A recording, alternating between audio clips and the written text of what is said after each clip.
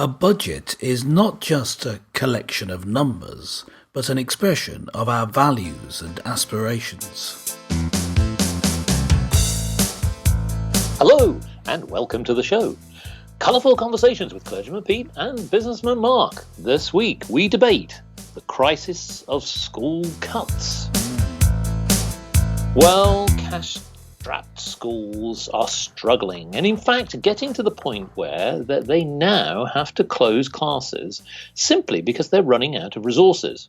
In addition, they're having to cut school heads. And many people throughout the whole community are worried that actually the next generation of school attendees will struggle to have a decent education. School cuts another teaching head. No one is learning their A to Z. The pupils are never fed, and the blackboard is now in the red. Well, clergyman Pete, are you happy to put your hand in your pocket to sort of now educate your children and help schools throughout the whole country? Well, it's interesting, isn't it, that as funding gets cut to schools, that people think it's so important that they start paying themselves. That's to say, parents. I mean, parents are already paying for a lot of the stationery in schools. Yep. And glue sticks and pens, all the sort of things you need to function in a classroom. And I suppose that helps with the budget. But it's interesting, isn't it? Because these are schools that are publicly funded. So these parents are paying taxes and paying their national insurance, and money going into the coffers of the government, national and local. And then they're meant to run the schools. At least in the UK, that's how it in large part works. And then they're having to fork out for some pens and paper and stuff. So it doesn't seem right to me. I understand the need for cuts in certain areas of a budget, but as the quote at the start of the show said, your budget shows your aspirations, it shows your aims. So we're not really taking the education of our children seriously, are we, if we end up cutting schools rather than other parts of the budget? Well, indeed. I mean, that's it in a nutshell, isn't it? You're showing what you're taking seriously. Put your money where your mouth is. Put your money where your policy is, I suppose. Well, what I find rather extraordinary is, in the metaphorical term that the blackboard is now going in the red, how is it that a nation of our standing should suddenly find that the resources are all dwindling? And just to give you a couple of specific examples, I'm going to sort of call out particular counties like Stockport, which has a school, primary schools, and what they've had to do now is they've had to start to reduce their lunch breaks. They're also reducing the number of classes through the week, and they're actually looking at closing on Fridays because actually the running costs of the school are so unsustainable in their terms that it would actually save £100,000 and minimise job cuts. So essentially what they're trying to do is save the jobs, but they're compromising their education. Now, they've got no other alternative. They can't keep the doors open. Now, surely, for a nation like ours, this is going to compromise our education system. And how, if you were going into education today as a youngster, you'd surely be slightly worried that you're not going to get what you really deserve. We're paying our taxes after all, surely. Yes. And what we're seeing is that dissatisfaction with the way that schools are being handled has resulted in a huge increase in the number of children who are educated otherwise than at school. That's a technical term that using that term, you are allowed to take your child out of a school. All you have to say, I'm educating them otherwise than at school, and you take them out. And that's increasing, and part of that will be because of the standard of the schools. So taking money out of the schools, cutting that part of the budget, is having a big effect. And I'm not saying that whether it's positive or negative. I homeschooled one of my children for a short time, and all three of my children now go to an independent school. They're not part of the state system. So I've taken my children out of this system, and yet I don't get the money back. I suppose that's another bugbear. But homeschooling in the UK has increased a huge amount. Now, the last figures that I have is the start of 2018, so really looking back to 2017. But in the year before that, so 16 to 17, the homeschooling in the UK increased by 40%. In my just trawling around, I didn't find any more recent figures, but that's a big increase, isn't it? 40, it was 40% over 3 years, but still that's a large amount of people opting out of not just out of the state system, but of any school system. And then there are the many children who are educated out of the state system. So something seriously amiss with state schools, and either we're going to give up on the system, or they need to be funded properly. It just it makes no sense to me to do neither one nor the other. Now, speaking of funding, yes, this really follows on. Now, Jess Phillips is an MP in Birmingham, and she has decided to do some crowdfunding. And that's just simply to send thousands of children to sing the Baby Shark song in Downing Street and protest against the cuts to school hours. Now, of course, obviously, she recognises as an MP, which is actually for Yardley, an area of Birmingham, and wants to raise money so that the pupils can go to the Treasury and to the Department for Education, essentially to really complain about the fact that primary schools in particular are having to close early on a Friday in a bid to sort of cut these costs. Now, of course, this is obviously now resonating throughout Parliament, let alone in the communities. And I guess that if our MPs are recognising this, and yet nothing seems to be done, this comes back to one of the bigger questions, is that government seems to be failing on a number of levels. But the Department for Education claims that it is putting the resources in, but in reality, people are not getting the resources they need. You mentioned about equipment, but it's also that actually some of the teachers are now having to double up on jobs. They're even having to do things such as the lunch. So they're having to fund the lunches, they're having to sort of also in the kitchens, because there isn't enough money to have the appropriate people that once were there. And of course, this is actually putting even more stress and strain on teachers. To that very point, too many teachers are now leaving the system. Yes. And that in itself is a worry, because as anyone knows, it takes time to educate children, but it takes a long time to get the right caliber of person to come in and teach, particularly on those key subjects. And if they're leaving because they can get a better job in private industry, then we have a bigger issue. So, Clayton and Pete, where do you think that the real failing is occurring? Is it that actually the schools themselves are not managing their funds properly, or is it just simply that government has not got the right policies and the right investment? Okay, well, I'll give my view on it. I think that the issue is that you can't have a proper education system funded and controlled centrally. It just isn't possible. And so you end up with spiraling costs. And so when it comes to having to set a tough budget, despite what I said earlier about priorities, the government has to make cuts somewhere. And so they end up making cuts in schooling because that's getting out of control. And making cuts to, there's another part of our social welfare programme in Britain that is even harder to make cuts in, and that's the NHS. And so if you make cuts in the health service, you're in big trouble. So go for education. It's the soft target. So this is my solution. Our listeners will guess what I'm going to say from what I said earlier. They're saying they're cutting the budget. This is what my suggestion is. Cut it completely. Stop doing it. Get your sticky fingers out, government, and let parents and private schools take on the education in this country. And where the government can come in, spending far less, is have maybe a means and ability tested, giving out of school vouchers so people can go to public schools, or a grants for those schooling at home if they need help. This would be far cheaper, and the education standard would be better. Now, it wouldn't be completely standardised, and you don't have the same standards across the country. And for me, what I say to that is, I don't care, because overall, it would be better.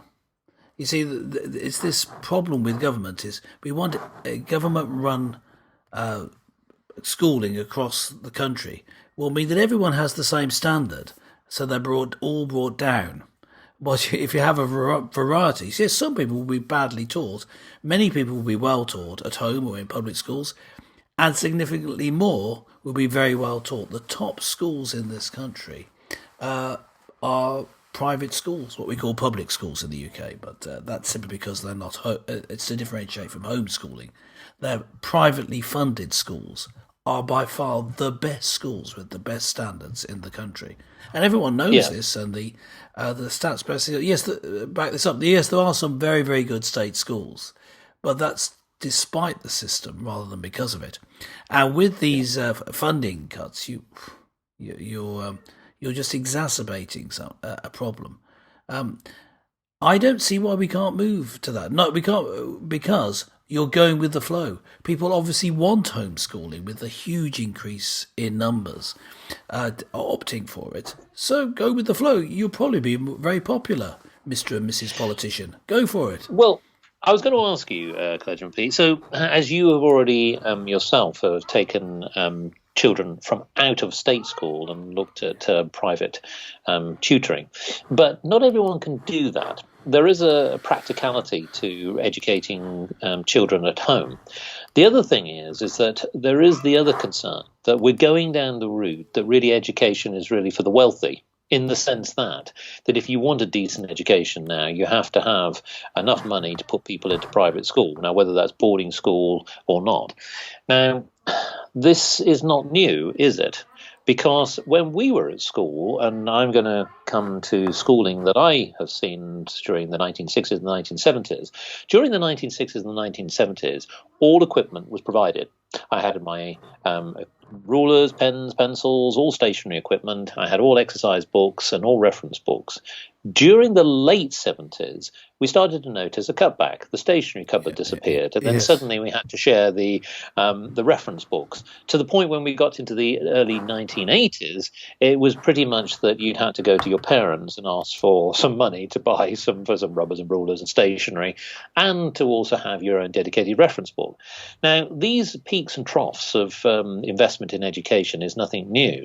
But what I would say is we've now got a slightly more worrying sign, which is the last 10 years in particular, when schools are under threat that they have to close their doors because they either don't have enough resources or enough teachers, that's when we really now got a serious issue. So the question really is that if we were to devolve this, so we needed government to set policy, as we mentioned in previous episodes, but who has the authority? Is it the local councils or the local education authorities that would be able to fund the respective schoolings? Well, how do we then put a new which is sustainable and also one is consistent with it, because we keep having constant tinkering with the exam system. I just want to address the history of it, because the history of the development of our education system in Britain, because it's difficult when you've been part of it. It's difficult to remember that in fact it's been in a constant state of flux. So you and I were at school together in the late 70s and early 80s. And we were in secondary education together. Now, secondary education for all hasn't been around that long. Primary school education has been around for quite a long time. But all of primary school education for the masses was done by churches in Britain, going back many years. And this voluntary sector running of education I think is the best way, because then the funding is very, very local, and they're giving to it not necessarily by the parents of the children who are receiving the education, because it's charitable through the church, so it's be run and funded through the church.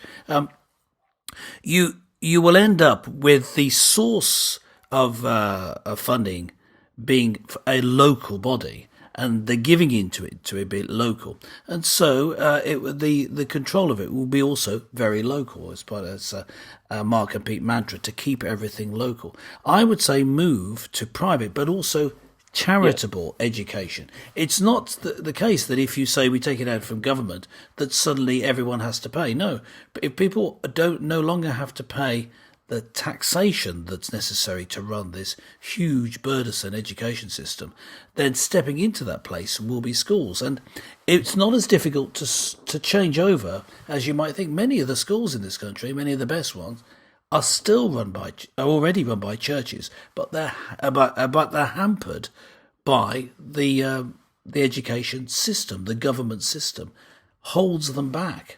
And I know, I'm part of the Church of England, which is one of the, outside of the government, it may be the biggest, it's certainly one of the biggest providers of education through schooling in England. And so I've seen how they function, and they definitely are held back by the way that the government insists on you running a school. You have to fit in with it, and you get inspectors coming in to check that you're doing it right, doing it not just right, but in the way that they think. Now, what I'm saying is, let's have more diversity in schools. Have some checking that people are being taught, but less control over what and how they're being taught. Allow for more diversity, and you'll end up with people rising to a higher standard overall. Freedom and imaginativeness. It's the teachers basically run the schools, is what I'm saying. Let the education experts and enthusiasts and the parents run the schools, and take the government out. And this is an area where you could do it. Now, I'm an advocate of doing something similar with the health service. That's far more difficult, of course, because of the training and the support needed for such complex operation as health is at the moment, with all the new medicines and procedures.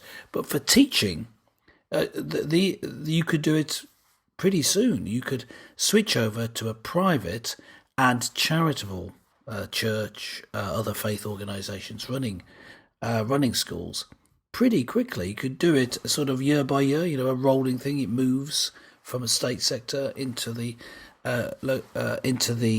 this other private sector, and also increase and encourage people to educate at home. Now, you would do that, I think, by tax incentives. I'm not against tax incentives. Here at Mark and Pete, we like to have taxation as low as possible. But a tax incentive isn't a handout from the government. It's the opposite, isn't it? It's the government not taking as much money from you. So tax incentives for homeschooling would be good. And you could actually give grants. That would be one way you could do it. It'd still be a lot cheaper than sending people to school. But say if you make it financially, maybe not favourable, but doable, let's put it like that, for a married couple to home educate their children, then I think many, many more would. And you see the numbers shooting up. Partly, I would say, through the aggressive atheist secular agenda with trying to teach sex, and in fact trying to teach sexual perversion to quite young children, like transgenderism and homosexuality and this sort of thing. That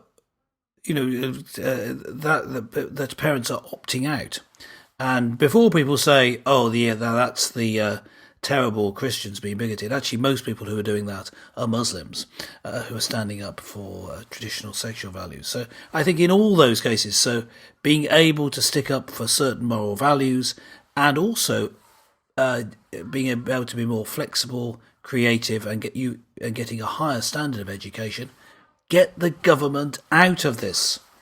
Yes. Don't just Well, cut. I'm Don't not just cut a going little to throw. bit. Cut the budget completely. Well, Well, I'm apart going to from throw in grants, something etc. else, which is something actually that was very successful about 50 years ago, Yes. and that was business.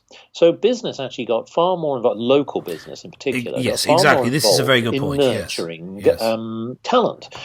So, for example, when, for example, I'm just going to pick a profession, engineering, for example, in the days when we used to produce things, yes, folks, we did once, and that is that what used to happen is that at a certain point in time when people reach a certain level of education, between 14 and 16, a lot of local companies and even big nationals and international companies used to get much more actively involved in bringing in pupils on training schemes and also nurturing the talent so that the bridge between education and industry was a much more seamless process. And that worked very effectively. It didn't ruin their education. What it did, it extended their education and channeled it into taking their talents into something that was much more purposeful to that individual. Now, we already know that education is suffering at different levels. At the one end that we've been talking about at the very sort of early stages in primary schools, they're struggling for obviously resources. But of course, at the other end, where people are going through higher education, they're struggling because they either don't have enough grants to give them the funding they need to pursue a certain career, or it's putting people off because they don't want to have the big debt. And despite the government's policy of you don't have to pay it back until you reach a certain salary, it's still not ideal to go into the world with a massive debt. Yeah. So I do think as another equation, I understand this point about reevaluating maybe whether it was involvement with local communities, churches and so on. But I do believe that from a business perspective, local companies need to get more actively involved. I think what we've seen is that we've just seen government take greater control and over the last 10, 20, 30 years have been constantly changing and putting politics into the mix, and it's come out as a shamble mess. Yes. And that's really what's happened. Yes. So, I mean, what is the way forward then? So, summarising what we've been saying here on Mark and Pete, we're saying get business involved in education, especially as people get older and the children can get fitted for the workforce. Encourage local solutions, charitable private businesses, and really local, where possible, families being able to educate their children at home, and encourage that by tax incentives, by providing resources, etc. Move towards that. Free people up. What we're doing now is not trusting people and thinking that governments can run their lives for them better than they can run it themselves. Now, that may be so in some cases, Mark, but in many cases, people run their own lives better than people who are at a distance looking in. And just that simple principle of giving people the freedom to run their own lives and just providing help where it's needed. That simple principle could really revolutionise the school system. So we started off, and really this whole show is about school cuts to the school system. And the thing is that those cuts, they're coming into place, as I was saying earlier, because it's so expensive, because it's badly run. And it's badly run because it's a huge... what do they call it? A huge monolith, a huge, I suppose you might call it a massive dinosaur of an institution that it's grown into from when we were in the system back in the 70s in schooling. We had a lot more resources, but the problem with such socialistic ideas of having everyone pay for and organised by the government in education is. I think Margaret Thatcher said this about such socialist ideas. Eventually, the problem with socialism, she said, is eventually you run out of other people's money to spend. Indeed. Well, listeners, what do you think about the system? Are you happy with the service that you're getting from your local schools? And what do you think of the 3 R's? Are they rotten, rubbish, and ridiculous? Or maybe you've got a different view. Nice bit of alliteration. not? Well done. You've been educated, haven't Why you? not log on to markandpete.com and let us know your thoughts? Well, I know that there are more cuts heading our way in education, and perhaps maybe with a little bit of extra advice from Mark and Pete, things could be slightly better. Well, join us again next time for more colourful conversations with Collegium Pete and Businessman Mark.